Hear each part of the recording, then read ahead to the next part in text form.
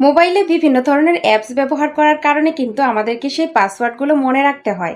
কিন্তু অনেক সময় দেখা যায় আমরা সেই পাসওয়ার্ডগুলো মনে রাখতে পারি না বা ভুলে যাই। কিন্তু এখন থেকে আপনাদেরকে আর কষ্ট করে সেই পাসওয়ার্ডগুলো মনে রাখতে হবে না, কারণ আপনার মোবাইলেই কিন্তু সেই পাসওয়ার্ডগুলো সেভ থাকবে। তো চলুন আপনাদেরকে সেই ইম্পর্টেন্ট সেটিংসটি দেখিয়ে দিচ্ছি। তার আগে আমার আইডিটিকে ফলো দিয়ে রাখতে পারেন। এরকম ইম্পর্টেন্ট ভিডিও আমার এখানে প্রতিনিয়ত আসে, যা আপনাদের অনেক কাজে দিবে। আর ভিডিওটি আপনার পরবর্তীতে কাজে আসতে পারে, তাই ভিডিওটি আপনি আপনার টাইমলাইনে শেয়ার করে রাখতে পারেন।